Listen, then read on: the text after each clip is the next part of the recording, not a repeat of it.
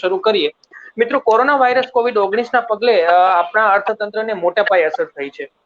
એમાંય ખાસ કરીને નાના ધંધાર્થીઓ તો ખૂબ મુશ્કેલીનો સામનો એમને કરવો પડી રહ્યો છે. એમને પોતાનો કામ ધંધો નવેસરથી સેટ પણ કરવો પડી રહ્યો છે.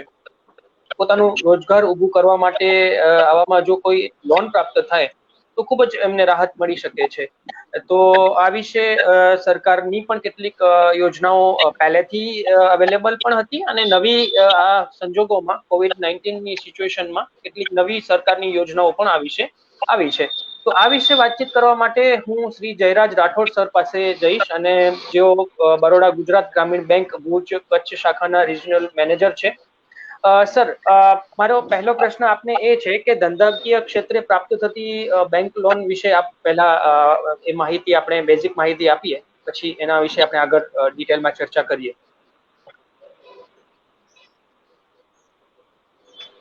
હા, નમસ્કાર. હવે પહેલી વસ્તુ તો બેંક એક કોમર્શિયલ ઇન્સ્ટિટ્યૂટ છે, એટલે બેંક પણ પોતાનો નફો જોઈ છે. એટલા માટે લોનો આપવી અને રિકવરી કરી બેંક એ બંને તરફ ધ્યાન આપીને ત્યારે જ લોન મંજૂર કરે છે. હવે ધંધાકીય લોન જો આપણે જોવા જઈએ તો કોઈ પણ પ્રકારની વાણિજ્ય કામ કે ધંધા માટે રોજગારી પ્રાપ્ત થઈ શકે એવા પ્રકારની જે કઈ એક્ટિવિટી હોય છે એ એક્ટિવિટી તમે શરૂ કરવા માંગો તો એના માટે બેંક લોન આપે છે. હવે ધંધા ઉદ્યોગો સ્થાપવા, દાખલા તરીકે હેન્ડીક્રાફ્ટ બનાવવું, ફેબ્રિકેશન કરવું, સ્ટીલ ઉદ્યોગ કરવો, કાપડ ઉદ્યોગ, ઇલેક્ટ્રિક સાધનો બનાવવા કે કેમિકલ્સ બનાવવું, દૂધની પ્રોડક્ટ બનાવી વેચવી, રેડીમેડ કપડા, એ બધા ઉદ્યોગોમાં આવે. અને બીજી વસ્તુ જોઈએ છે સર્વિસ. સર્વિસ એટલે વેપાર અને સર્વિસ એ હોય છે કે તમે નાનો વેપાર ચાલુ કરો, રોડ ટ્રાન્સપોર્ટ ઓપરેટરમાં તમે ટ્રાન્સપોર્ટેશનનું કામ કરો, એગ્રો બેઝ પ્રોસેસિંગ કરવું, ટેલરિંગ કરો, હોસ્પિટલ અને ડોક્ટરનો વ્યવસાય છે, બ્યુટી પાર્લર છે, એ પ્રકારના તમામ જે ધંધા છે કે જેમાંથી તમે નફો પ્રાપ્ત કરી તમારી રોજગારી ઊભી કરી શકો અને બેંક પાસે લોન લઈને બેંકના હપ્તા ભરી શકો, તેવી પ્રવૃત્તિઓ માટે બેંક ધંધાકીય લોન આપે છે. હવે આ ધંધાકીય લોન જે છે એ બે રીતે અપાય છે. એક તો ટૂંકી મુદતની લોન, અથવા તો આપણે એને વર્કિંગ કેપિટલ કહીએ છીએ, અને બીજી છે કે મુદતની લોન અથવા તો લોંગ ટર્મ સમય માટે આપણે લોન આપી શકીએ છીએ. હવે આપણે જ્યારે લોન તમે લેવા માંગો છો તો એનું એસેસમેન્ટ બેંક કરે છે. બેંકના ઓફિસરો તમારી અરજી મળ્યા પછી એનું એસેસમેન્ટ કરે છે અને તમારી જે રિક્વાયરમેન્ટ છે એ જસ્ટિફાઈ થાય તે પ્રમાણે તેની લોન આપે છે. તો આ જે કેશ ક્રેડિટ જે છે એ 12 મહિના માટે હોય છે અને દર વર્ષે તમારે એને રિન્યુ કરવી હોય છે. અને જે રીતે ટર્મ લોન હોય છે એ ટર્મ લોન એવી હોય છે કે જે તમારો કોઈ પણ ધંધો સ્થાપો કે કોઈ પણ વ્યવસાય કરો, એમાં જે તમારી આવક થાય એ આવક જે માટે તમે ટર્મ લોન લીધી હોય છે કે જે ઇન્વેસ્ટમેન્ટ ઇક્વિપમેન્ટ માટે હોય છે, તો એની જે કંઈક તમારી આવક થાય એ ભરપાઈ તમે 3 વર્ષ, 5 વર્ષ, 8 વર્ષ સુધીમાં કરી શકો એ પ્રમાણે તમને ધિરાણ કરવામાં આવે છે. જી હાજી. જી બિલકુલ સર. જો આપણે પ્રોસેસની વાત કરીએ તો વ્યવસાયિક લોન મેળવવા માટેની પ્રક્રિયા કઈ રીતની હોય છે એ વિશે જણાવો. હા, વ્યવસાયિક લોન જે હોય છે અત્યાર સુધી જે હતું એમાં ઘણો ફેરફાર આવ્યો છે. હવે પહેલી તમે ધિરાણ માટે કોઈ પણ બેંકનો એપ્રોચ કરો તો તમારું સિબિલ ચેક કરવો હોય છે. તો સિબિલ એ એક એવું હોય છે કે તમે કોઈ પણ પ્રકારની ભૂતકાળમાં લોન લીધી છે એનું હિસ્ટ્રી આવે છે, અથવા તમે લોન ના લીધી હોય તો પણ એ સિબિલ પોર્ટલ પરથી તમારું જે કેવાયસી નાખ્યાથી સિબિલ આવે છે. તો એમાંથી પ્રથમ બેંક જે છે સિબિલ ચેક કરે તો તમારો પાસ્ટ રેકોર્ડ જોયા પછી ના ડિસિઝનો લે છે. બીજી વસ્તુ એ છે કે દરેક સ્કીમ જે છે દરેક હેતુ માટેની અલગ અલગ સ્કોર રાખ્યા હોય છે. એમાં તમારે એ સ્કોર પ્રમાણે તમારું રેટિંગ થાય છે. અને જ્યારે તમે ધંધાકીય લોન લેવા માટે બેંકનો કોન્ટેક્ટ કરો છો તો પહેલી વસ્તુ એ છે કે તમે તમારો કયો ધંધો કરવા માંગો છો, કયો સર્વિસ સેક્ટર માટે કામ કરવા માંગો છો અને ક્યાં કરવા માંગો છો તે તમારે આપવાનું હોય છે. બીજી વસ્તુ એ છે કે એનું દરેક બેંક પાસે દરેક હેતુ વાઇઝ પ્રિસ્ક્રાઇબ ફોર્મેટ હોય છે. એ પ્રિસ્ક્રાઇબ ફોર્મેટમાં તમારી એપ્લિકેશન તમારે રજૂ કરવાની હોય છે. આ એપ્લિકેશનો રજૂ કરી અને એની સાથે તમારે જે કંઈક એને જરૂરી કાગળો ધંધાને લગતા કે તમારો એક્સપિરિયન્સને લગતા કે જે કંઈક એ જે તે સ્કીમ પ્રમાણે જે કંઈક તમારે પેપર્સો આપવાના હોય છે આપી અને બેંકમાં એપ્લિકેશન સબમિટ કરવાની હોય છે. આ એપ્લિકેશન સબમિટ કર્યા પછી બેંક ઓફિસર જે છે એ તમારી એપ્લિકેશનને એનાલિસિસ કરે છે અને સ્ક્રુટિની કરે છે કે જોઈ છે કે તમે પૂરેપૂરી જે માહિતી બેંકને રિક્વાયર્ડ છે એ આપી છે કે કેમ. બીજી વસ્તુ છે કે દરેક મેં અગાઉ પણ વાત કરી છે કે પ્રોફિટ તમે ના કરશો તો લોનના હપ્તા ના ભરી શકશો. એટલે એ પણ ખાસ જોવામાં આવે છે કે ભાઈ તમે જે કે ધંધો કરવા માટે માંગો છો એ તમે એક નાનો પ્રોજેક્ટ ટાઈપનો હોય છે કે હું આ ધંધો કરવા માંગુ છું, મારી આટલો ખર્ચો થશે, આટલી હું બેંક લોન લઈશ, આટલી મારી પોતાની મૂડી છે અને દર વર્ષે મને આટલો આવક થશે, આવકમાંથી મારા હપ્તા વ્યાજ અથવા બીજો ખર્ચો કરીને જે પ્રોફિટ રહેશે એમાંથી હું હપ્તા ભરી શકીશ. તો જ્યારે બેંક આ બધી વસ્તુઓથી સેટિસ્ફાઈ થાય ત્યારે એ અરજીઓને કન્સિડર કરે છે. જી સર, જો આપણે એલિજિબિલિટીની વાત કરીએ તો વ્યવસાયિક બેંક લોન મેળવવા માટેની પાત્રતાઓ, એના નિયમો કઈ રીતના હોય છે એ વિશે પણ જણાવો. મેં આપને અત્યારે પહેલા જ કહ્યું છે કે એક તો સિબિલ બહુ મહત્વનું અંગ થઈ ગયું છે. સિબિલ જી કોઈ પણ બેંકમાં તમે જાઓ તો તમારું પહેલા સિબિલ રેકોર્ડ, સિબિલ સ્કોર એ જ તમને પાત્ર છો કે પાત્ર નથી એ પહેલી વસ્તુ કહે છે. બીજી વસ્તુ એ છે કે તમારી એજ, જે તમારી લોન લેવા માટે 21 વર્ષથી વધુ ઉંમર, કારણ કે જે લોન એગ્રીમેન્ટ તમારે કરવાનું હોય છે. ત્રીજી વસ્તુ જે છે કે જે ધંધો તમે કરવા માટે લોન લેવાની બેંકને એપ્લાય કરો છો એની નફાકારકતા અને એમાં તમારું પ્લાન, એટલે કે તમારી પોતાની મૂડી કેટલી છે, બેંક લોન કેટલી લઈ શકશો અને એ ક્યાં કરશો, એમાં સ્પર્ધા શું છે, તમારી કોમ્પિટન્સી શું છે, એ બધું તમારે બેંકને જણાવવાનું રહે છે. પછી જે કંઈક લોન લે છે એની ક્ષમતા, કેપેબિલિટી એ બેંક જોઈ છે કે ભાઈ આ ધંધો કરવા માટે જે કંઈક પ્રમોટર છે, જે બોરોવર છે એ સક્ષમ છે કે નહીં એ બધું ચેક કરશે. એ જ પ્રમાણે તમે જો આ ધંધામાં લાંબા ટાઈમથી સંકળાયેલા હશો એ તમારો પાસ્ટ રેકોર્ડ પણ ધ્યાનમાં લેશે કે જેથી એ લોન મંજૂર કરતી વખતે એ મહત્વનો ભાગ ભજવે છે. બીજી વસ્તુ છે કે ઘણી બધી લોનો કે ઘણા બધા ધંધાઓ ચાલુ કરવા માટે સરકારશ્રી ની કોઈક જગ્યાએ સેન્કશન, પરવાનગી અને યોગ્યતા હોય છે. એ યોગ્યતા તમે ધરાવો છો કે કેમ, કારણ કે અલગ અલગ સ્કીમ, અલગ અલગ એમાં ગવર્મેન્ટના અમુક નોર્મ્સ હોય છે એ તમારે બોરોવરે એને પાડવાના હોય છે. બીજી વસ્તુ એ છે કે તમે જ્યારે લોન લેવા માટે પ્રયત્ન કરો છો ત્યારે બે વસ્તુ છે કે તમારું ધંધાનું સ્થળ અથવા તો તમારું રેસિડન્સ એ જે છે, જે બેંક બ્રાન્ચની નજીક હશે એ પ્રિફર કરશે કે તમારે તમને લોન આપી શકશે. કારણ કે તમે દૂર રહેતા હશે અને કોઈ બીજી બેંકમાં એપ્રોચ કર્યો હશે તો એ બેંક તમારું એકાઉન્ટ કે તમારું લોન મોનિટરિંગ કરવા મુશ્કેલી પડે છે. તેમજ જે સરકારી લોનો છે કે જે ગવર્મેન્ટ સ્પોન્સર પ્રોગ્રામની અંદર આવે છે એમાં તો સર્વિસ એરિયા પ્રિસ્ક્રાઇબ કર્યો છે કે સર્વિસ એરિયાની બેંક બ્રાન્ચે લોન આપવાની હોય છે. એટલે આ પ્રકારની જે છે એ પાત્રતામાં તમે જો બરાબર થાઓ તો તમારું પછી આગળ તમારી એપ્લિકેશન એક્સેપ્ટ થાય અને પ્રોસેસ થાય.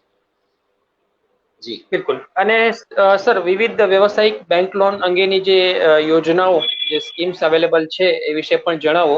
વિપુલભાઈ ચૌધરીએ પણ આ પ્રશ્ન પૂછેલો છે. જી સર.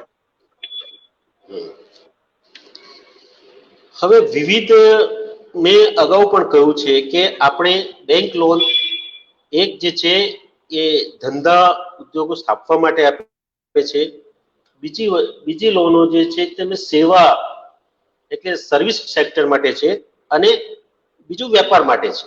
તો આ પ્રકારની જે લોનો છે એ લોનો ઘણા બધા હેતુઓ માટે આપવામાં આવે છે. એટલે કોઈ પ્રિસ્ક્રાઇબ હેતુ કે અમુક લિમિટેશન માટે નહીં છે. કોઈ પણ તમે એક્ટિવિટી એવી કરો કે જેમાંથી પ્રોડક્શન થાય છે, પ્રોડક્શનમાંથી તમે આવક કરી શકો છો, બેંકને હપ્તા ભરી શકો. એ જ રીતે તમે કોઈ પણ સર્વિસ સેક્ટરમાં કામ કરો છો અને તમે રોજગારી ઊભી કરી શકો છો અને એના માટે તમારે ઇક્વિપમેન્ટ જરૂર છે કે ટર્મ લોન એટલે કે જે સાધનો વસાવવાની જરૂર છે તો એના માટે આપણે ટર્મ લોન આપી શકીએ. હવે નોર્મલી જોવા જઈએ તો ટ્રાન્સપોર્ટ ઓપરેટર છે તો એના માટે દાખલા તરીકે ઓટો રિક્ષા, ટેમ્પો, ટ્રક બધા માટે આપણે ધિરાણ કરી શકીએ છીએ. એ જ પ્રમાણે એને ડે ટુ ડે નું જે કંઈ વર્કિંગ જે છે એ જો રિક્વાયરમેન્ટ હોય તો એને વર્કિંગ કેપિટલ લોન પણ આપી શકીએ છીએ. એ જ પ્રમાણે આપણે નાના ધંધાદારી દુકાનદારો માટે પણ ધિરાણ કરી શકીએ છીએ. ત્રીજી વસ્તુ એ છે કે ઘણી બધી વસ્તુ એવી છે કે જે પહેલા એવું હતું કે ભાઈ વર્કિંગ કેપિટલ લેવું તો તમારી કેશ ક્રેડિટની સામે તમારું વર્કિંગ કેપિટલ જે છે એ તમારે એચપી ઓફ ગુડ્સ કરવું પડે છે. આજના જમાનામાં વારંવાર એનું સ્ટોક સ્ટેટમેન્ટ અને એ બધું આપવું મુશ્કેલી છે તો એના માટે બેંકે ટ્રેડર્સ લોન કાઢી છે. ટ્રેડર્સ લોન એવી છે કે તમે ગમે એટલું ટર્નઓવર કરો અને તમારું ટર્નઓવર અને તમારી જે કંઈક બેંકને આપી સિક્યુરિટી ઇમૂવેબલ પ્રોપર્ટી હોય છે એ બેના રેશિયાની અંદર તમને એ લિમિટ વાપરવાની મળે છે અને તમે ટર્નઓવર કરી શકો છો. એ જ રીતે કોઈ ડોક્ટર્સ હોય કે એને પોતાનું ડિસ્પેન્સરી ખોલવું હોય તો એ ડિસ્પેન્સરી ખોલવા માટે હોસ્પિટલ મકાન બનાવવું હોય ઇક્વિપમેન્ટ લેવું હોય એ માટે પણ લોન મળી શકે. હવે આપણે કચ્છમાં જોઈએ તો હેન્ડીક્રાફ્ટ જે છે એ ખૂબ સારો ધંધો ફૂલી ફાલે છે.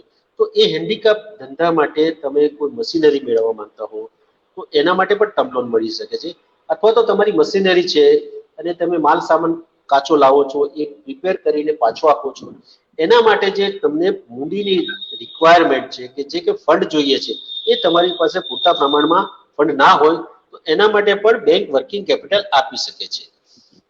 તો આ પ્રકારની જે કોઈ ધંધો છે જે કોઈ રોજગારી છે કે જેમાંથી આવક થઈ શકે છે અને એલિજિબલ એક્ટિવિટી છે તો તે દરેક માટે બેંક લોન આપે છે.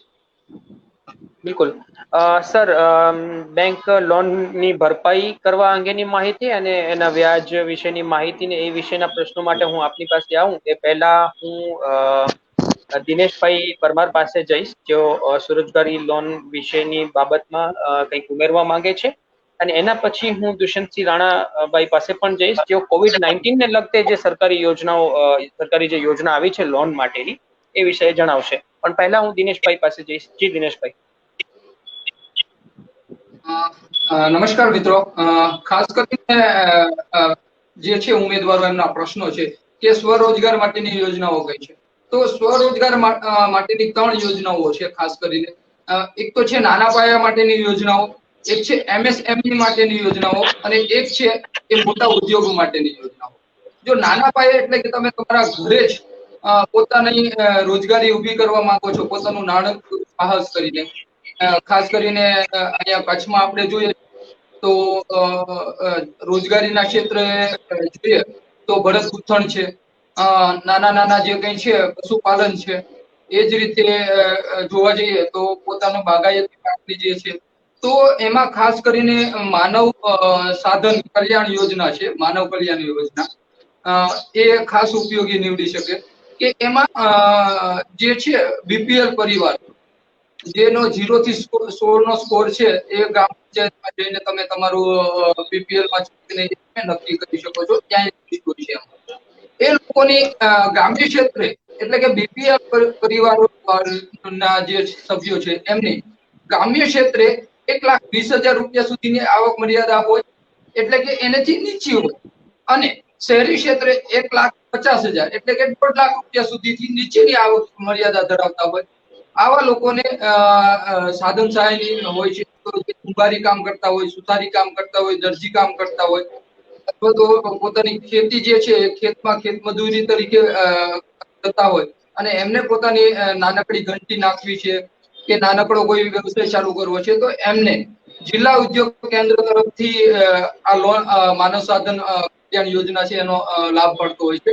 આ માટે એમણે મામલતદારનું અથવા તો ટીડીઓ નું પોતાની આવકનું પ્રમાણપત્ર, પોતાનો બીપીએલ માં સમાવેશ છે એનું લિસ્ટ, પોતાની આવક મર્યાદા આ છે, પોતે આ ધંધો શરૂ કરવા માંગે છે એનો આવડત છે, એ બાબતની જે કંઈ જરૂરી પત્રો પ્રમાણપત્ર એ કરવા જરૂરી છે એ બધા જોઈન્ટ કરવા સાથે અને જિલ્લાની જિલ્લા ઉદ્યોગ કેન્દ્રમાં જઈને એક અરજી કરવાની હોય છે અને એ રીતે એમને એક મળવા પાત્ર છે.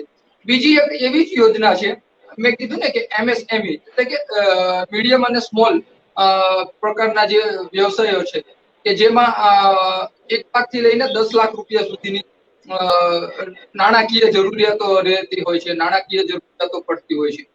તો આની માટે પણ ખાસ કરીને જે વીજળી એટલે કે ઇલેક્ટ્રિસિટી, આ વીજળીના માધ્યમથી જે ઉપકરણો ચાલે છે એવા ધંધા રોજગાર માટે સરકારની એક લોન છે, એનું છે જ્યોતિ ગ્રામોદ્યોગ વિકાસ યોજના. અને આ ખાસ કરીને ગ્રામીણ વિસ્તારના લોકો માટે છે કે જે ગ્રામ્ય ક્ષેત્રમાં રહે છે અને ત્યાં ગ્રામ્ય ક્ષેત્ર પોતાની આત્મનિર્ભર બનવું છે, પોતાની આજીવિકા શરૂ કરવી છે, એવા લોકો માટે છે.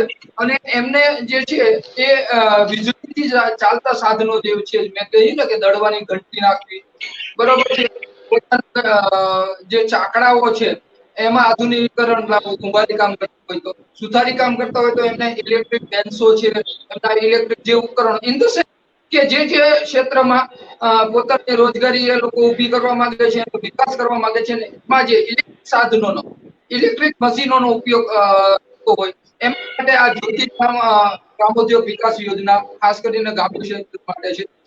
અને એમાં પણ જે BPL કેટેગરી છે, જે SC ST કેટેગરી છે અને ખાસ કરીને સામાજિક શૈક્ષણિક પછાત વર્ગના છે, એ લોકો માટે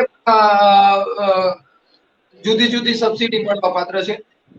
એટલે કે SC વિકલાંગો છે તો એમને 30% સુધીની જે પોતાની લોનની રકમ છે એની 30% સુધીની સબસિડીની સહાય મળે છે. જ્યારે અન્ય માટે 25% સુધીની સબસિડીની જે છે સહાય મળે છે.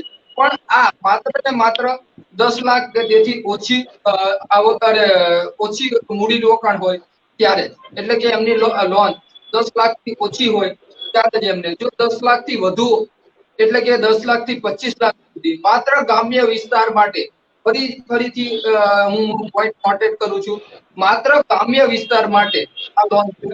અને ગ્રામ્ય રોજગારી, સ્વરોજગારી અને એના ઉદ્યોગ વ્યવસાયને ફોકસમાં લાવવા માટેની છે. તો ત્યારે એમને 30% પ્લસ બાકીની 10% રકમ એ મળવા પાત્ર છે SC ST અને વિકલાંગો માટે. જ્યારે અન્ય માટે લોનના 10 લાખની લોનના 25% અને અન્ય લોન 10 લાખ એના 10% એ મળવા પાત્ર છે. એટલે 10 લાખ સુધી એમને 25% સહાય મળશે, જ્યારે 11 લાખ થી 25 લાખ સુધીની જે છે એમાં 10% સહાય મળશે. આ બંને છે. એમાં એક વસ્તુ ખાસ કમ્પોનન્ટ છે કે તમને જે લોન મળવા પાત્ર છે, તમને જે લોન મળશે એના 90% રકમ જ, એટલે કે માનો કે તમારો 10 લાખનો પ્રોજેક્ટ રિપોર્ટ છે, આ પ્રોજેક્ટ રિપોર્ટ ખાસ જરૂરી હોય છે. ઘણી વાર શું કે લોન ન મળવાનું કારણ પણ છે, એટલે આપણે આગળ પછી જોશું. તો પ્રોજેક્ટ રિપોર્ટ છે એના મૂળ રકમના 90% સુધીની રકમ જ તમને મળવા પાત્ર છે. એટલે તમારી લોન, માનો કે તમારે 100 રૂપિયાનો ખર્ચ, સોરી 5 લાખનો ખર્ચ કે 1 લાખનો ખર્ચ થાય છે, તો તમને એની 90% સુધીની રકમ જ લોન તરફ મળવા પાત્ર છે. એટલે આ એક ખાસ ધ્યાન રાખવું. બીજી એવી જ એક જે છે, બીજી એવી લોન છે ખાસ કરીને વડાપ્રધાન રોજગાર સર્જન કાર્યક્રમ, જેને PMEGP કહે છે, PMEGP. આ બેંકેબલ યોજના જે બંધ થઈ છે અથવા તો એને અત્યારે થોડી બંધ કરવામાં આવી છે, એના કારણે નવી વડાપ્રધાન રોજગાર સર્જન યોજના છે. એમાં પણ મહત્તમ ઉત્પાદન ક્ષેત્ર છે એને 25 લાખ રૂપિયા સુધી, અને સર્વિસ સેક્ટર એટલે કે તમે કોઈને સેવા આપવા માંગો છો તો એવું ક્ષેત્ર શરૂ કરવા માંગો છો ત્યારે 10 લાખ રૂપિયા સુધી તમારી લોન મંજૂર થતી હોય છે. એમાં પણ શૈક્ષણિક લાયકાત છે કે 10 લાખ રૂપિયા જે લોન હોય તો એમાં ઓછામાં ઓછું 8 ધોરણ ભણેલા હોવા જોઈએ. જ્યારે 25 લાખ રૂપિયા સુધીની લોન છે એમાં તમે 12મું પાસ ફરજિયાત હોવું જોઈએ. તો આ બધા જે ક્રાઇટેરિયા છે એમાં પણ શહેરી વિસ્તાર અને ગ્રામ્ય વિસ્તારને સબસિડીની જુદી જુદી મળે છે. શહેરી વિસ્તાર હોય 15% સુધી સબસિડી મળે છે, જ્યારે ગ્રામીણ ક્ષેત્ર છે એમાં 25% સબસિડી મળે છે. એ જ રીતે SC ST માજી સૈનિકો, હું ઝડપથી પૂરું કરીશ. માજી સૈનિકો જી છે, એટલે થોડું ધ્યાન રાખજો. માજી સૈનિકો છે, વિકલાંગો છે, એમને ગ્રામ્ય વિસ્તાર માટે 25% અને શહેરી વિસ્તાર માટે 25% અને ગ્રામ્ય વિસ્તાર માટે 35% સુધીની સબસિડી મળે છે. પણ એની માટે મેં તમને કહ્યું આગળ આપણે આની ઉપર કોર્સ કઈ રીતે બનાવવો, કઈ રીતના કાગળો રજૂ કરવા પડશે, બેંક ગેરંટી આપવાના છે તો કેવા કેવા આપવા જોઈએ, ક્યાં ક્યાં લોન સેક્શન નથી થતી એ આપણે આગળ જોશું. પણ આ એક ખાસ સરકારી યોજનાઓ જ્યારે છે ત્યારે હું આની પર ફોકસ પાડીશ. Thank you. બિલકુલ, આપણે ક્યારેક વિસ્તારમાં પણ આ વિશે ચર્ચા કરીશું ડેડિકેટલી. હવે હું દુષ્યંતસિંહ રાણા ભાઈ પાસે જઈશ. દુષ્યંતસિંહભાઈ, COVID-19 ની પરિસ્થિતિને લઈને જે નાના ધંધાર્થીઓ માટે સરકારશ્રીની યોજના આવી છે એ વિશે આપ શું કહેવા માંગો છો? જી, આ કોરોના પીરિયડમાં જેમ આપણે સૌ જાણીએ છીએ કે લોકડાઉનમાં માણસોના ધંધા રોજગાર બધું બંધ કરાવી દીધું હતું અને જે જરૂરી પણ હતું. હવે આમાં જે ગવર્મેન્ટે ખૂબ જ મોટી રાહત આપી છે નાના ધંધાર્થીઓને. જે એક્ઝિસ્ટિંગ ક્રેડિટ લિમિટ ફેસિલિટીઝ બેંકોમાંથી કોઈ પણ ધંધાર્થીએ લીધેલી હતી, એમને 20% સુધીની લોન, માનો 10 લાખની એમની વર્કિંગ કેપિટલ લિમિટ હતી, તો એમને 2 લાખ રૂપિયાની ઇમિડિયેટ સહાય બધા ધંધાર્થીઓને, જેની જેની ક્રેડિટ ફેસિલિટી ઓલરેડી બેંકોમાંથી લીધેલી હતી, એમને 20% સુધીની સહાય બેંકો દ્વારા અલગથી આપવામાં આવી છે. અને જે 20% નવી લોન એમને આપવામાં આવી છે, ફુલ્લી એન્શ્યોર્ડ, ગવર્મેન્ટે પોતાની ગેરંટી આપી છે, જેને guarantee emergency credit line facility નામ આપવામાં આવ્યું છે. અને પૂરી રીતે ગવર્મેન્ટે આની ગેરંટી લીધેલી છે કે જો આ 20% લોન જે તમે એડિશનલ એક્ઝિસ્ટિંગ કસ્ટમર્સને આપો છો એમાં એ રીપેમેન્ટ નથી આપી શકતા, તો એની પૂરેપૂરી સિક્યુરિટી ગવર્મેન્ટે લીધેલી છે. તો ગવર્મેન્ટ ઓફ ઇન્ડિયાએ આ ખૂબ જ ઉત્સાહજનક નાના ધંધાર્થીઓને લાભકારક એક નિર્ણય લીધો હતો અને એની બેનિફિટ જે છે અમે નાના ધંધાર્થીઓને પ્રોવાઈડ પણ કરીએ છીએ. હાલમાં જ એક પ્રધાનમંત્રી સ્વનિધિ યોજના નવી લોન્ચ થઈ છે, જે શહેરી ફેરિયાઓ છે એમના માટે આ યોજના છે. એમને 10,000 રૂપિયા સુધીની ઇમિડિયેટ સહાય જો એમનું બેંક લોન એકાઉન્ટ જે પણ જે તે શાખામાં છે ત્યાંથી એમને મળવાપાત્ર છે. અને આ 10,000 રૂપિયા જે છે 12 મહિનામાં રીપે કરવાના રહેશે. તો નાના ફેરિયાઓ, જે શાકભાજી વેચવા વાળા છે, જે સ્ટ્રીટ વેન્ડર્સ છે, જે આપણા ફૂટપાથ ઉપર બેસીને નાનો વ્યવસાય કરવા વાળા વ્યક્તિઓ છે, એમના માટેની આ યોજના છે. આના સિવાય પણ ગવર્મેન્ટે ઓલરેડી પાસ્ટમાં જે મુદ્રા યોજના લોન્ચ કરેલી હતી, એમાં ₹50,000 થી કરી અને 10,000 સુધીની લોન કોઈ પણ વ્યક્તિ લઈ શકે છે. એને અલગ અલગ સેટ ક્રાઇટેરિયાસ છે, જે તમે ફૂલફિલ કરો છો તો જ ઈ લોન તમને મળવાપાત્ર છે. તેમાં શિશુ, તરુણ, આવી રીતે કિશોર, આવી રીતે 3 કેટેગરી આપવામાં આવી, જેમાં શિશુમાં તમે 50,000 સુધીની લોન લઈ શકો છો, તરુણમાં તમે 2 લાખ સુધીની લોન લઈ શકો છો અને કિશોરમાં તમને 10 લાખ રૂપિયા સુધીની લોન મળવાપાત્ર છે. પણ જેમ જયરાજ સરે પણ માહિતી આપી હતી કે લોન મળવાપાત્ર છે, પણ એના માટેની જે એલિજિબિલિટી ક્રાઇટેરિયા છે એમાં જો તમારી અરજી ફિટ બેસે તો જ તમને લોન મળવાપાત્ર છે. અને કોવિડ એરાની જો આપણે વાત કરીએ તો ગુજરાત ગવર્મેન્ટે પણ એક બહુ સરસ પગલું આના માટે લીધું હતું, જેની જવાબદારી કોઓપરેટિવ બેંકો ઉપર આપવામાં આવી હતી કે 1 લાખ રૂપિયા સુધીની લોન રાહત વ્યાજ દરે 2%ના મામૂલી વ્યાજ દરે તમને મળવાપાત્ર છે, જેમાં 12 મહિના તમારે ઇન્સ્ટોલમેન્ટ રીપે નથી કરવાનું. જે ઇન્સ્ટોલમેન્ટ રીપેમેન્ટ છે આફ્ટર 12 મંથ તમારે કરવાનું રહે છે. પાછળથી એની લોનની રકમ 1 લાખથી વધારી અને 2 લાખ રૂપિયા પણ કરવામાં આવી છે. તો જે પણ વ્યક્તિ નાનો વ્યવસાયી છે, જેની લોન ઓલરેડી કોઓપરેટિવ બેંકોમાં હતી અથવા એનો ખાતેદાર છે, તો એ આ લોનનો લાભ લઈ શકે છે. લોન લેવા પાછળનો હેતુ જે વ્યક્તિનો સાચો હશે એને બેંક લોન સરળતાથી મળે છે.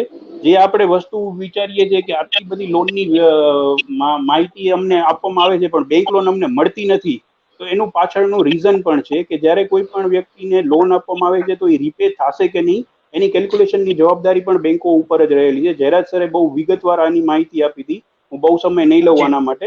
પણ જે એસેસમેન્ટ ક્રાઇટેરિયા બેંકોને ગવર્મેન્ટ તરફથી આપવામાં આવ્યો હોય છે, બેંક લોનની જ્યારે પણ તમે અરજી કરો તો એ ક્રાઇટેરિયામાં જો તમે ફિટ બેસો તો જ લોન તમને મળવાપાત્ર છે. માહિતી આપણે આપી શકીએ છીએ, પણ જે વ્યક્તિ સાચો લાભાર્થી છે એ જ આ લોનનો લાભ લઈ શકશે. ધન્યવાદ. બિલકુલ. જી, દુષ્યંતસિંહભાઈ અને Dineshbhai, thank you so much. તમે ખૂબ અગત્યની માહિતીઓ ઉમેરી. હવે હું ફરીથી જયરાજ સર પાસે જઈશ. જયરાજ સર, વ્યવસાયિક બેંક લોન ની ભરપાઈ કેવી રીતે અને ક્યારે કરવાની થાય છે એ અંગે માહિતી આપો. કોવિડ એરા અંગેની જે યોજનાઓ, જે બેંક લોન છે એ વિશે દુષ્યંતસિંહભાઈએ જણાવ્યું. પણ રૂટીન જે બેંક લોન આપણે લેતા હોઈએ છીએ અલગ અલગ વ્યવસાયો માટે, એની ભરપાઈ ક્યારે અને કેવી રીતે કરવાની હોય છે એ વિશે જણાવો. હા, મેં અગાઉ પણ કહ્યું હતું કે લોન બે પ્રકારની છે. એક વર્કિંગ કેપિટલ પ્રકારની છે, એક ટર્મ લોન છે. વર્કિંગ કેપિટલ જે છે 12 મહિને રિન્યુ થાય છે. તમારો ધંધો ચાલુ હોય ને તમને વર્કિંગ કેપિટલની જરૂરિયાત હોય તો તમને એ લોનો જે છે એમાં તમે ટર્નઓવર કરો છો અને દર 12 મહિને તમને રિન્યુ થાય. મતલબ કે તમારો ધંધો જ્યાં સુધી ચાલે છે ત્યાં સુધી તમારું વર્કિંગ કેપિટલ એલિજિબિલિટી ક્રાઇટેરિયામાં આવતું હોય તો તમને મળી શકે છે. બીજી વસ્તુ થઈ ટર્મ લોન, એટલે તમે ઇક્વિપમેન્ટ કે કઈ સ્થાયી વસ્તુ ધંધા માટે ખરીદવા માંગો છો અને લોન લીધી છે તો એના માટે 3 વર્ષથી 9 વર્ષના ગાળા દરમિયાન બેંક એક BSR ગણે છે કે એ તમારામાંથી આવક કેટલી થશે, તમારો ખર્ચ કેટલો થશે, તમે બેંક લોન ઇન્ટરેસ્ટ કેટલું ભરી શકશો એ પ્રમાણે તમારો જે રીપેમેન્ટનો પિરિયડ છે એ લાંબો ટૂંકો થઈ શકે છે. તો નોર્મલી એમ કહેવામાં છે કે ધંધાદારી લોનમાં 3 થી 9 વર્ષનો પિરિયડ હોય છે. બહુ મોટા ધંધા ઉદ્યોગો માટે કદાચ સ્પેશિયલ કેસોમાં વધારે થાય છે. બીજી વસ્તુ કે સ્ટાર્ટ ક્યારથી થાય છે. ખરેખર આપણે લોન આપીએ છીએ ધંધો શરૂઆત કરવા માટે. ઘણા બધા પ્રોજેક્ટ એવા હોય છે કે 6 મહિના પછી એનું યુનિટ વર્કિંગમાં આવે છે. 6 મહિના પછી આવ્યા પછી બી તમારી પાસે કેશ એક્રુઅલ 2 મહિના પછી આવે છે. તો એ પિરિયડ જે છે તમારો મોરેટોરિયમમાં આવે છે અને જ્યારે તમારી પાસે કેશ ખરેખર આવે છે પ્રમોટર પાસે, બોરોવર પાસે, ત્યારથી તમારો રિપેમેન્ટ પિરિયડ ચાલુ કરવાનો હોય છે. તો એ જે છે ઇન્ડિવિજ્યુઅલી ધંધા ટુ ધંધા, બોરોવર ટુ બોરોવર અલગ હોય છે. અને મોરેટોરિયમ પિરિયડમાં તમારે ઇન્ટરેસ્ટ ભરવાનો છે. જ્યારે તમારો મોરેટોરિયમ પિરિયડ પૂરો થયો ત્યાર પછી તમારે ઇન્સ્ટોલમેન્ટ ઇન્ટરેસ્ટ સાથે ભરવાનો છે. ઘણી લોનો એવી હોય છે કે EMI માં આવે છે કે એ EMI એવો હોય છે કે એમાં ઇન્ટરેસ્ટ અને પ્રિન્સિપાલ એક સરખો આવે છે. જ્યારે ઘણી લોનો એવી છે કે તમારે પ્રિન્સિપલનો હપ્તો એક સરખો આવે છે અને ઇન્ટરેસ્ટ અલગથી આવે છે. એટલે શરૂઆતમાં તમારે વધારે મોટો ઇન્સ્ટોલમેન્ટ આવે, ધીમે ધીમે તમારો ઓછો થતો જાય. જ્યારે EMI એક એવો છે કે તમે જેટલા પિરિયડ માટે લોન લીધી છે, ખાસ કરીને પર્સનલ લોન, હાઉસિંગ લોન, એની અંદર EMI આવે છે. છતાં પણ કોઈ ધંધો માટે પણ ઘણી બેંકો EMI મંજૂર કરે છે. તો એ પ્રકારે તમે એનું રીપેમેન્ટ કરી શકો છો. બિલકુલ સર. અને છેલ્લો પ્રશ્ન એ છે કે વ્યવસાયિક લોન પર જે વ્યાજનું અંતર કેટલું રહે છે? આઈ થિંક આપે શરૂઆતમાં થોડી એની વિશે માહિતી આપેલી જ છે. સાથે જે સરકાર તરફથી કોઈ પણ પ્રકારની જે સબસિડી વ્યાજ પર મળે છે કે નહીં, એના વિશે પણ માહિતી આપો.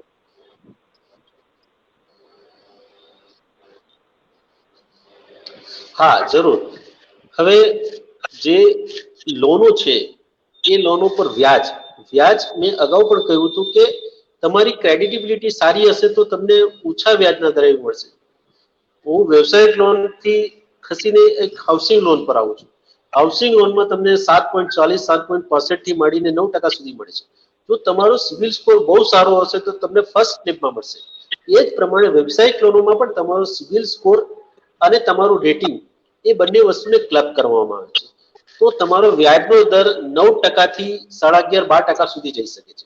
લગભગ 9% થી 11% સુધીમાં તમારો વ્યાજ દર બેસી શકે છે. એટલે દરેક સ્કીમો એની અંદર તમારો સિવિલ સ્કોર, તમારો સિવિલ અને તમારો જે સ્કીમો હોય છે એનો એક રેટિંગ કોડ હોય છે. એ રેટિંગ તમારો જો બહુ સારું નીકળે તો તમને વ્યાજનો દર ઓછો લાગે. તમારું એ જો તમારું બહુ બરાબર ના આવે તો મીડિયમ લાગે, બહુ ખરાબ આવે તો તમને લોન પણ ના મળે. ઘણીવાર તમે દરેક ક્રાઇટેરિયામાં ફિટ બેસતા હોય પણ તમારું સિવિલ કે રેટિંગ કોડમાં તમારો રેટ કોડ એક ઇનએલિજિબલ ક્રાઇટેરિયા પછીનો આવતો તો તમને ધિરાણ ના મળી શકે. આ એક જે રેટ ઓફ ઇન્ટરેસ્ટ છે એ વેરિયેબલ છે. ઘણીવાર બે અલગ અલગ વ્યક્તિઓએ એક જ પ્રકારની લોન લીધી, બંને અલગ અલગ વ્યાજ લાગે છે. એનું કારણ એક જ છે કે કોઈકનો સિવિલ સ્કોર સારો હોય છે, કોઈકનો એ ખરાબ હોય છે. હવે બીજી વસ્તુ જોવા જઈએ તો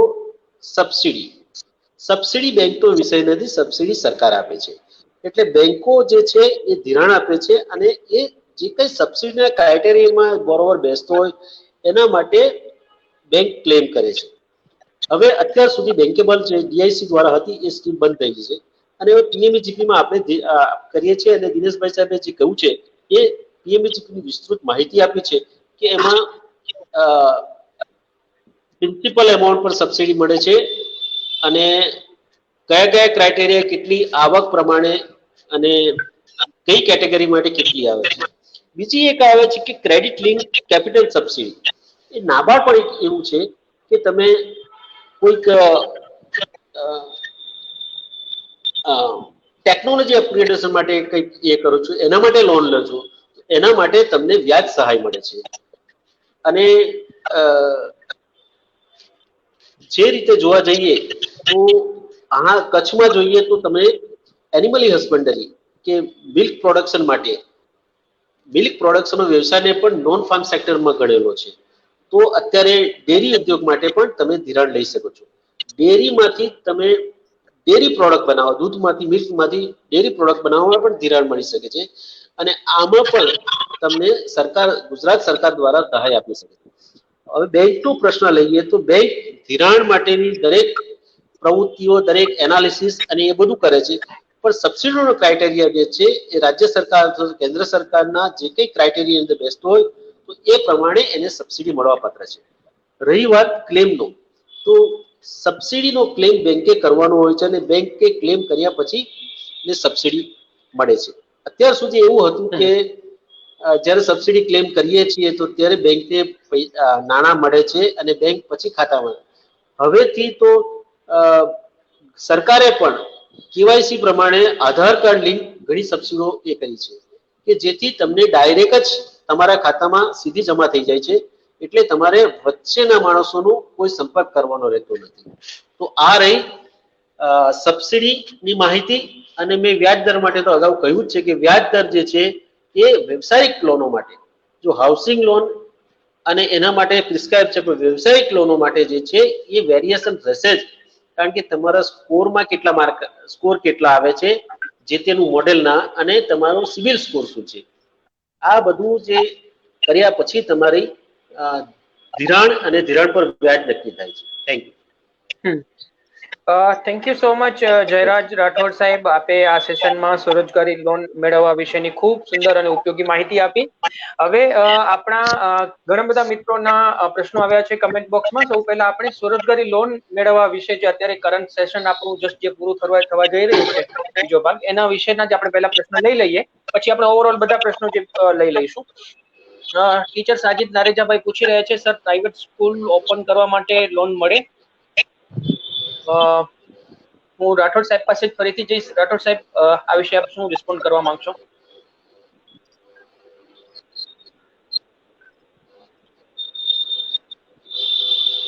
પ્રાઇવેટ સ્કૂલો માટે લોન મળી શકે, પરંતુ બેંકો એને એન્કરેજ નથી કરતી.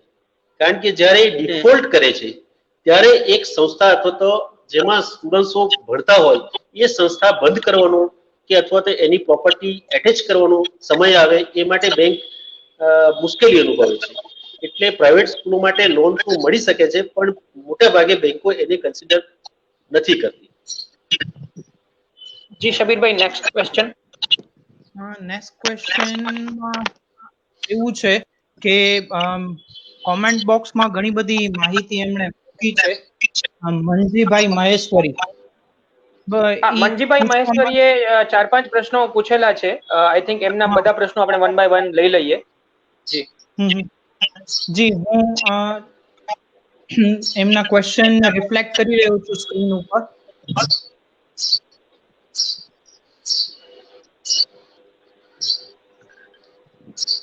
એકચ્યુઅલી એમને લોન જોઈતી હતી, પણ બેંકે એની ઓફ ધ રીઝન બેંકે એની લોન અપ્રૂવ ન કરી.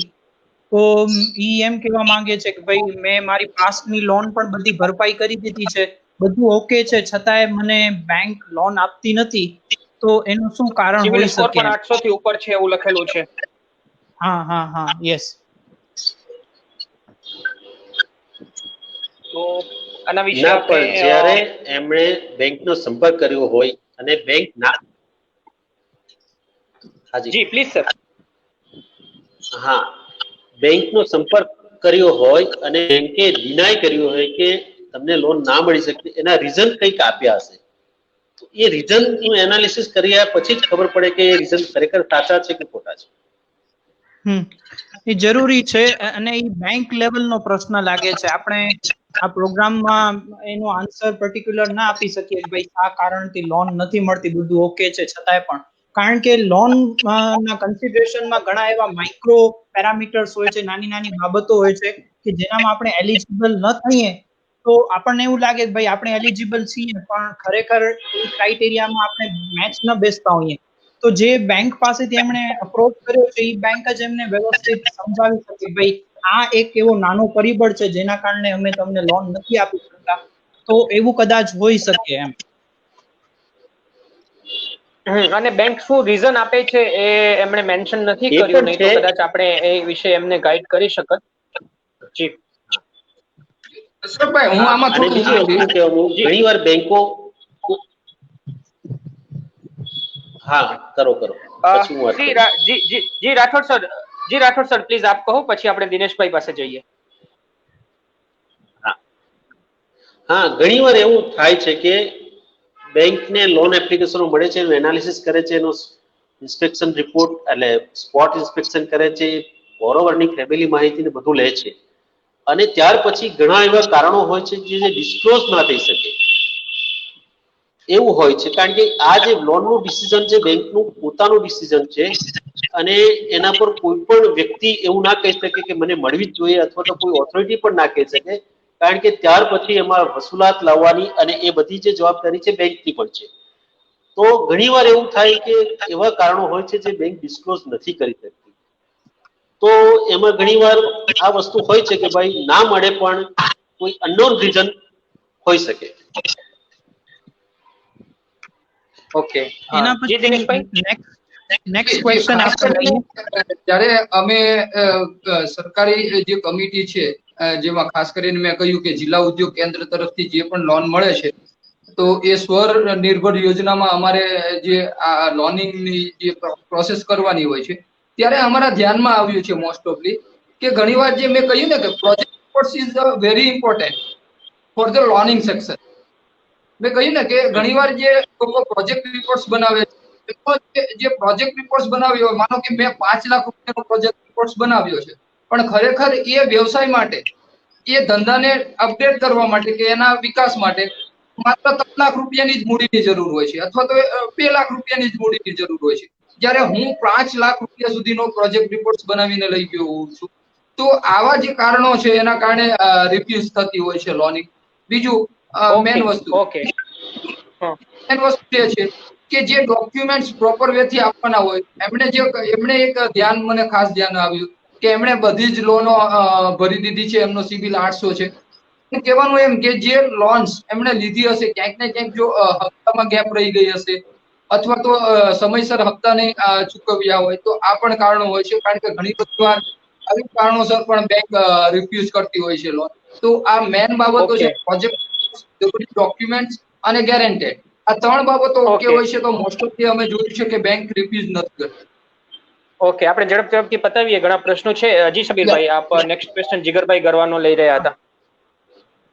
સર, બેંકમાં હમણાંથી એક્સપિરિયન્સ લેવો છે અને આગળ બેંકમાં જ કારકિર્દી બનાવી છે, એટલે સર બેંકમાં ક્યાંક વેકન્સી હોય તો જવાબ આપજો પ્લીઝ, રિક્વેસ્ટ. એમને હું બે વસ્તુ કહીશ કે એક તો પેલા જો એમણે રજીસ્ટ્રેશન કરાવ્યું છે, સોરી, તો જે તે જિલ્લા રોજગાર કચેરીમાં પોતાનું નામની નોંધણી કરાવજો, કારણ કે બેંકની જ્યારે પણ જગ્યા આવતી હોય છે જે તે જિલ્લામાં, તો એ લોકો અમને જાણ કરતા હોય છે. એ સિવાય હું આગળ અશરફભાઈને કહીશ કે સાહેબ વિશેષ માહિતી આપે. જી, આઈ થિંક અજાણી સાહેબ. હા સાહેબ, બેંકમાં જે મેં વાત કરી હતી કે 2 પ્રકારની હોય છે. રાષ્ટ્રીયકૃત બેંકો માટે તો IBPS થ્રુ થાય છે, અને જેમાં જયરાજ સરે બહુ સરસથી વાત કરી હતી કે DSA અને બેંક મિત્ર. તો જો તમે અત્યારે બેંક મિત્ર તરીકે કોઈ ગામડામાં સેવા બજાવવા માંગતા હો, તો એ તરીકે તમે એક્સપિરિયન્સ લઈ શકો છો, અથવા તમારે જો બેંકની પરીક્ષાની તૈયારી કરતા હો, તેની સાથે તમે ખાનગી બેંકમાં પણ અપ્લાય કરી અને ત્યાં પણ પરીક્ષા આપી શકો, ત્યાં પણ એક્સપિરિયન્સ લઈ શકો છો.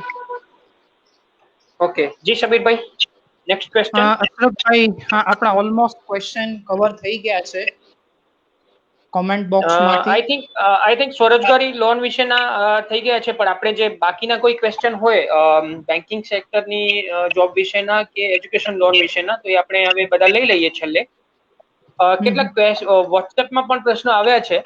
એક ગુલામ હુસૈન બરાજભાઈએ પૂછ્યું છે કે બેંકની નોકરીમાં રાજ્ય વાઇઝ જગ્યાઓ અલગ અલગ હોય છે કે રાષ્ટ્રીય લેવલે હોય છે, જેમ કે ગુજરાતમાં ગુજરાતીઓ માટે, મહારાષ્ટ્રમાં મરાઠીઓ માટે, એવી રીતે કંઈ હોય છે કે નહીં, એવું એ પૂછી રહ્યા છે.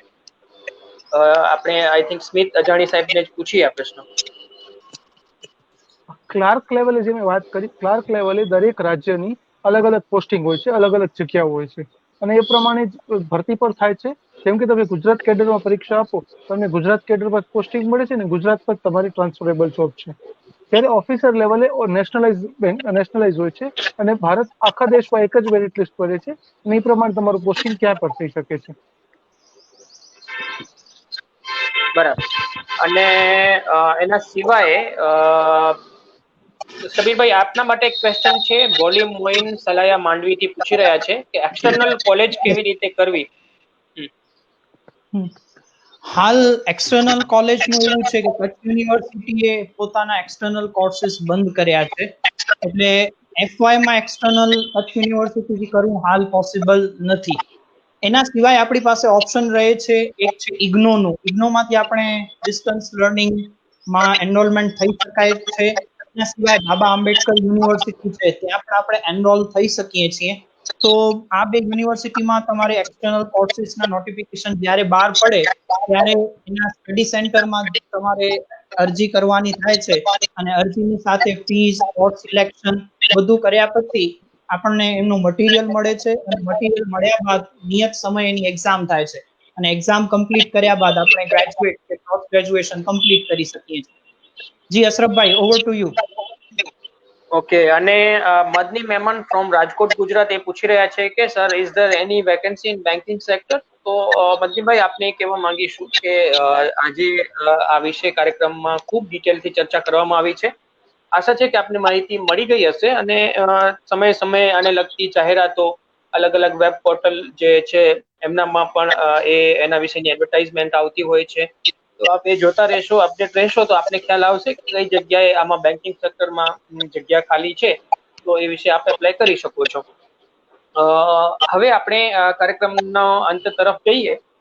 હું શબીરભાઈને વિનંતી કરીશ કે આપણે છેલ્લે 5 મિનિટમાં જેટલી પણ આપણને કાર્યક્રમ વિશે કમેન્ટ આવી છે, અને કોઈ પ્રશ્ન પણ જો રહ્યો હોય તો એ મિસ ના થઈ જાય, એટલે આપણે 1 બાય 1 ઝડપથી એને રિફ્લેક્ટ કરતા જઈએ સ્ક્રીન ઉપર.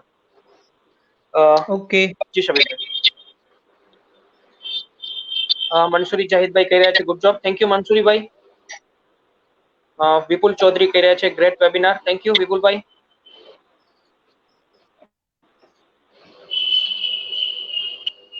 Arun N. Khatri કહી રહ્યા છે very good job, nicely organised, very clear and easy to understand. Thank you so much Arun Khatri સાહેબ.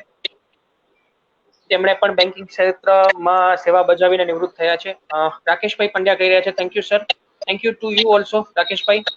વિપુલ પરમાર રાજકોટથી કહી રહ્યા છે અમેઝિંગ ઇન્ફોર્મેશન. થેન્ક યુ વિપુલભાઈ.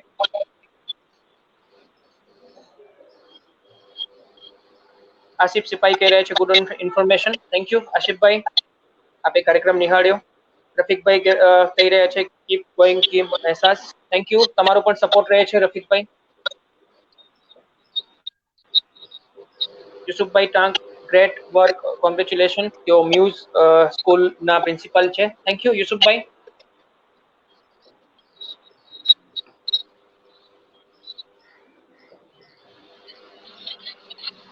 વહીદુલ્લા ખાન પઠાણ કહી રહ્યા છે રિયલી વેરી નાઇસ વેબિનાર અશરફભાઈ, thank you very much for your great service to the society.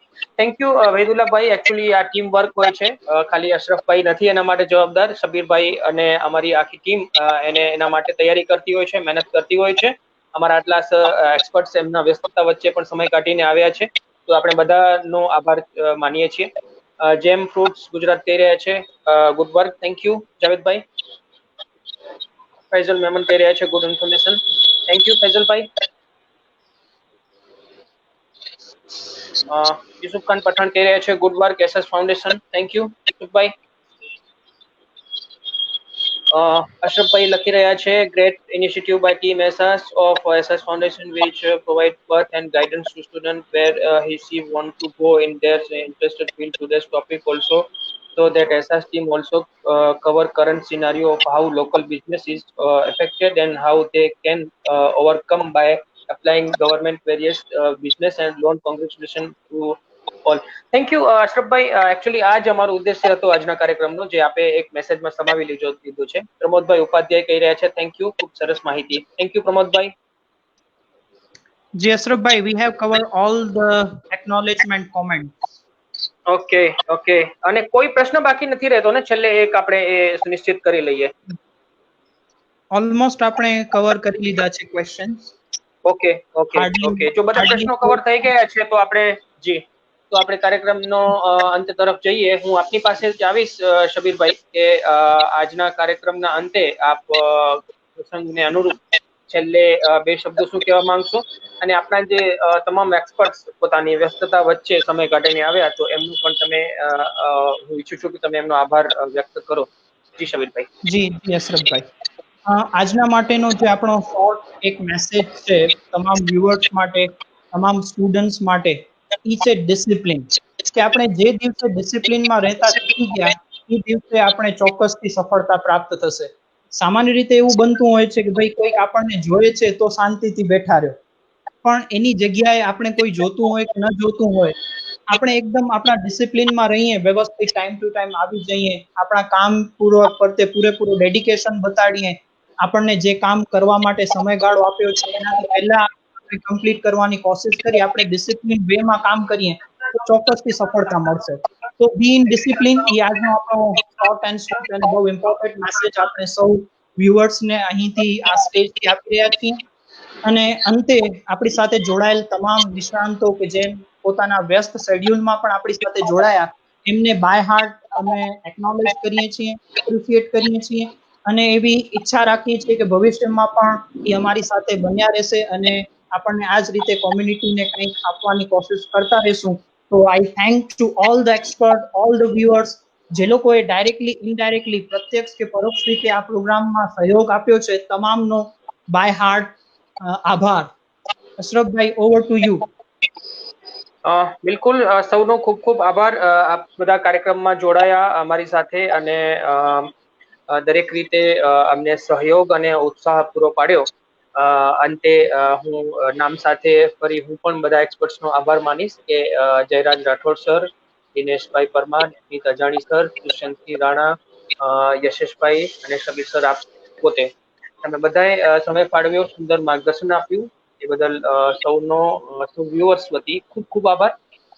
અને દોસ્તો, કાર્યક્રમને લઈને તમારા જે તમે પ્રતિભાવો આપ્યા, એ તમારા પ્રતિભાવો અને તમે આગળના ભવિષ્યના કાર્યક્રમમાં પણ જોડાયેલા રહેશો એવી આશા છે. અને તમામ એક્સપર્ટ્સ જે આજે જોડાયા છે એમને પણ વિનંતી કરીશ કે ફરીથી અમારા ભવિષ્યના કાર્યક્રમોમાં આપ આવી રીતે જોડાઈને આ રીતે જ ઉપયોગી જાણકારી આપતા રહેશો. મિત્રો, ફરી મળીશું આવા જ એક સુંદર આયોજન સાથે. ત્યાં સુધી રજા આપશો. અંતે એટલું જ કહીશ કે આ કોરોના મહામારીનું સંક્રમણ દિવસે ને દિવસે દેશ અને દુનિયામાં વધી રહ્યું છે, તો તમે બધા તમારું, તમારા પરિવારનું ખૂબ ખૂબ ધ્યાન રાખજો અને સ્વસ્થ રહો, સલામત રહો. Thank you. Thank you to all. Thank you to Ashraf bhai also. Thank you.